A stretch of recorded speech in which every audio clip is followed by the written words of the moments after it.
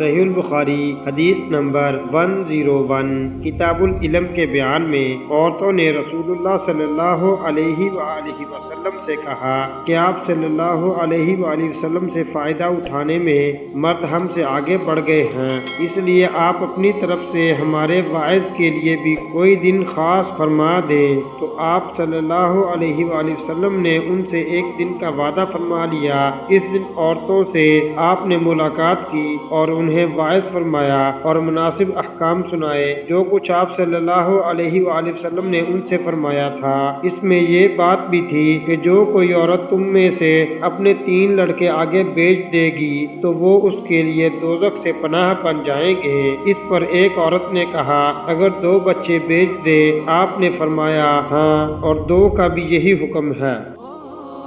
صحیح البخاری حدیث نمبر 102 کتاب العلم کے بیان میں انہوں نے فرمایا کہ ایسے 3 بچے جو ابھی بلوغت کو نہ پہنچے ہوں۔ صحیح البخاری حدیث نمبر 103 کتاب العلم کے بیان میں رسول اللہ صلی اللہ علیہ وآلہ وسلم کی بیوی حضرت عائشہ رضی اللہ عنہا جب کوئی ایسی باتیں سنتی جس کو سمجھ نہ پاتی تو دوبارہ اس کو معلوم کرتی تاکہ سمجھ لے۔ چنانچہ ایک مرتبہ نبی کریم صلی اللہ علیہ وآلہ وسلم نے فرمایا جس سے حساب لیا گیا اسے عذاب کیا جائے گا۔ حضرت عائشہ رضی اللہ عنہا فرماتی ہیں کہ یہ سن کر میں نے کہا کہ کیا اللہ نے یہ نہیں فرمایا کہ عنقریب سے آسان حساب لیا جائے گا؟ رسول اللہ صلی اللہ علیہ وآلہ وسلم نے فرمایا کہ یہ صرف اللہ کے دربار میں پیشی کا ذکر ہے، لیکن جس کے حساب میں جانچ پڑتال کی گئی سمجھو وہ غارات ہو گیا۔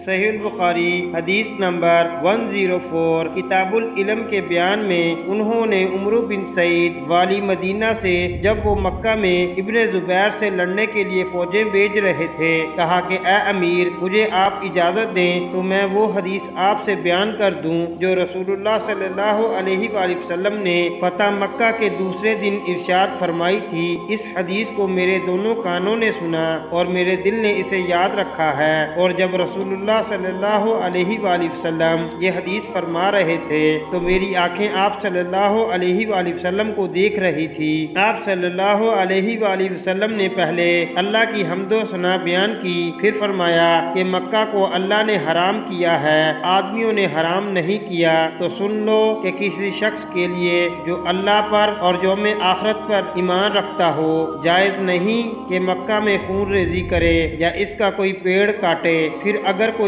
اللہ کے رسول کے لڑنے کی وجہ سے اس کا جواز نکالے تو اسے کہہ دو اللہ نے اپنے رسول صلی اللہ علیہ وآلہ وسلم کے لیے اجازت دی تھی، تمہارے لیے نہیں دی، اور مجھے بھی دن کے کچھ لمحوں کے لیے اجازت ملی تھی، آج اس کی حرمت لوٹ آئی جیسی کل تھی، اور حاضر غیب کو یہ بات پہنچا دے۔ یہ حدیث سننے کے بعد راوی حدیث ابو شریح سے پوچھا گیا کہ آپ کی یہ بات سن کر عمرو نے کیا جواب دیا؟ کہا یوں کہ اے ابو شریف حدیث کو میں تم سے زیادہ جانتا ہوں، مگر حرم مکہ کسی خطا کار کو یا خون کر کے اور فتنہ پھیلا کر باغ آنے والے کو پناہ نہیں دیتا۔